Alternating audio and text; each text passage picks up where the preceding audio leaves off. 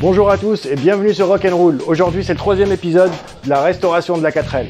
Aujourd'hui on va démonter le volant, enlever ces satanées ailes avant, dépouiller l'intérieur et enfin démonter le pare-brise et les vitres.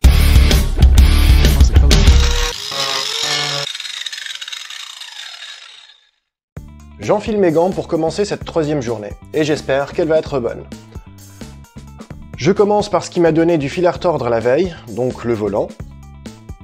Sur les anciennes générations de 4L, il est fixé avec 3 boulons d'un côté et 3 écrous en dessous. Sur les 4L plus récentes, il y a juste un écrou central à démonter et ça s'enlève plus facilement du coup.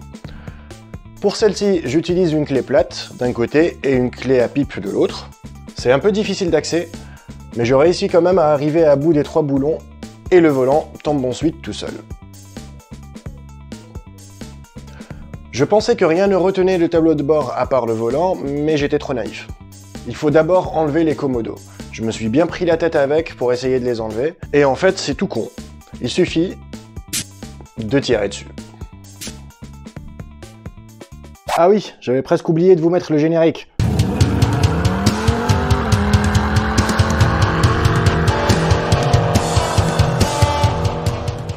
Maintenant que le tableau de bord est libre, enfin presque, il est encore retenu qu'avec les fils des boutons des essuie-glaces, etc. Cette étape est très délicate, il faut se souvenir de l'emplacement de chacun des fils, prendre des photos ou alors prendre des notes sur les fils directement. Sinon, vous pouvez toujours aller sur YouTube, taper Rock'n'Roll restauration de la 4L et vous tomberez sur cette vidéo. C'est pratique. Et au fait, abonnez-vous, ça ne vous coûte rien et ça nous aide beaucoup. Merci. Une fois que j'ai eu finalement le courage de débrancher ces fameux fils, je peux retirer mon tableau de bord très facilement. Je vous rappelle que j'ai accéléré le démontage du tableau de bord pour pouvoir accéder plus facilement aux boulons qui sont noyés dans le mastic et qui retiennent les ailes avant de l'intérieur. Et normalement, c'est pas forcément dans cet ordre-là qu'on démonte une voiture pour la restaurer. J'en profite aussi pour enlever la banquette pour me faire un peu plus de place. Et donc pour la banquette avant, c'est exactement la même chose que pour la banquette arrière. Elle est retenue avec 4 boulons sur chaque extrémité qui sont vissés directement dans le châssis. Et une fois libre, on peut sortir cette banquette. Je vous entends déjà venir les puristes, la 4L avait 2 sièges à l'avant et non pas une banquette. Et vous avez raison, je sais pas pourquoi l'ancien proprio a remplacé les 2 sièges par la banquette, sans doute parce que ça coûtait moins cher, mais je vais la virer et je vais la remplacer, parce que non seulement elle n'est pas d'origine, mais en plus elle est dans un état pitoyable. Regardez par vous-même.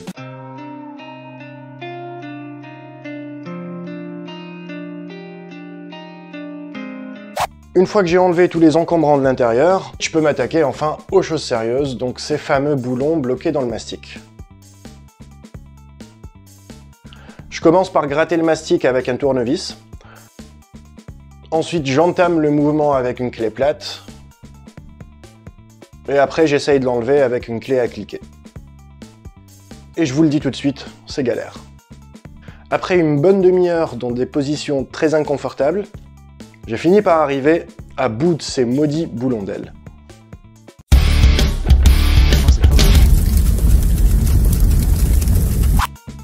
Et voilà, les ailes avant sont enfin libres. Non, presque, j'ai oublié de déconnecter le clignotant. Donc on retire le capuchon, j'enlève l'ampoule, je rentre le joint à l'intérieur. Et voilà, les ailes avant sont enfin libres. Même chose de l'autre côté. Et ensuite, je me suis rappelé que j'avais un problème avec cette aile-ci. Il y a un boulon qui tourne dans le vide et je n'arrive pas à avoir l'autre extrémité par le dessous. J'ai décidé donc de lui faire comme la France a fait à Louis XVI, lui couper la tête.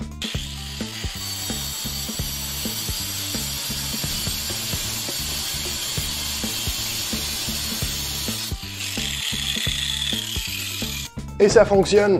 J'arrive à retirer la 2e aile.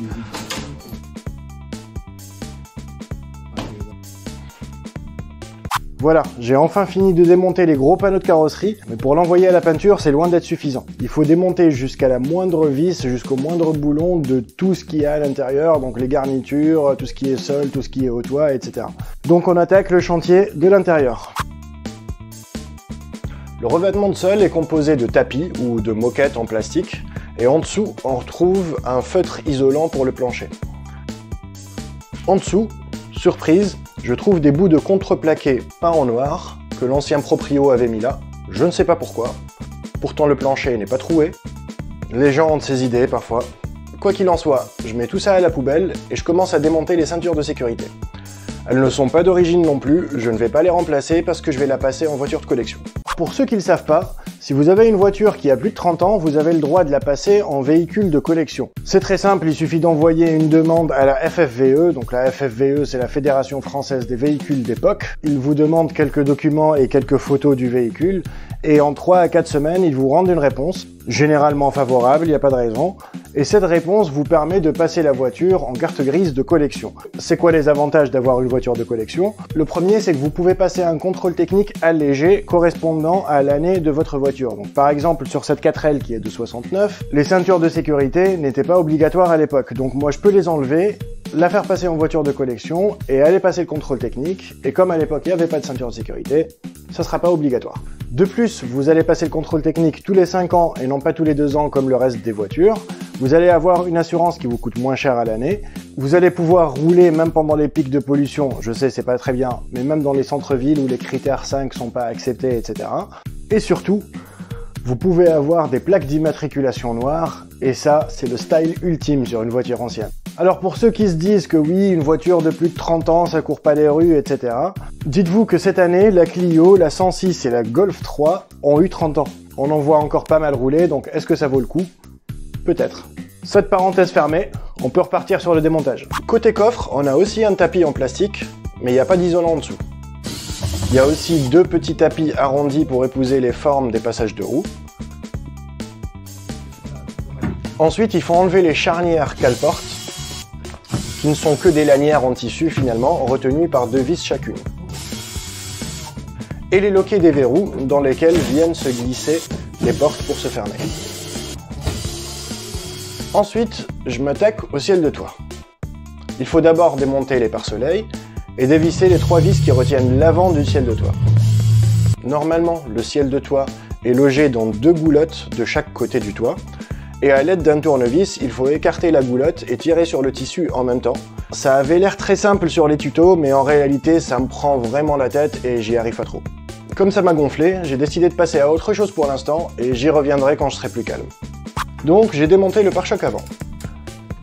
Assez simple à démonter, il tient par des boulons sur les supports de pare-choc en métal. Après je me suis lancé dans le démontage du pare-brise. Alors il y a 2 techniques plus ou moins faciles pour démonter le pare-brise. La première, c'est d'essayer d'enlever le joint de l'intérieur et de pousser en même temps sur le pare-brise. Le risque, c'est de casser le pare-brise en poussant dessus. La deuxième technique est beaucoup plus simple, mais par contre elle n'est pas adaptée si vous voulez garder le joint de votre pare-brise. Dans mon cas, les joints sont vieux et craquelés, donc je vais les changer de toute façon. Et du coup, j'ai opté pour cette deuxième solution. Cette technique consiste à découper le joint tout autour du pare-brise à l'aide d'un cutter pour le libérer.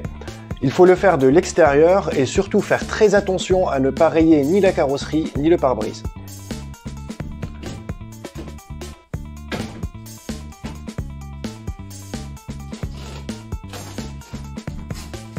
Et on voit bien que mon joint est très craquelé et qu'il va falloir que je le remplace. Je fais ensuite la même chose sur les vitres de custode arrière. Et rappelez-vous, toujours de la souplesse. Faites attention avec le cutter, ça peut faire des dégâts très très vite.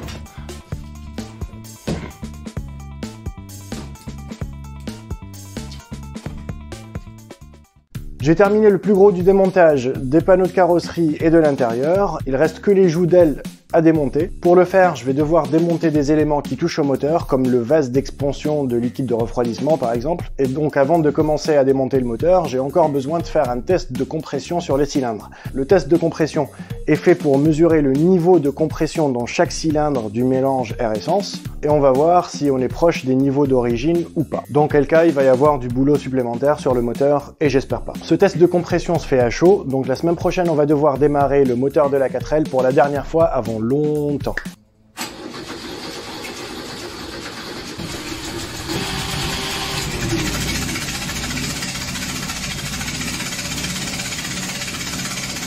Allez, abonnez-vous pour la suite des événements et à bientôt sur Rock'n'Roll. Ciao!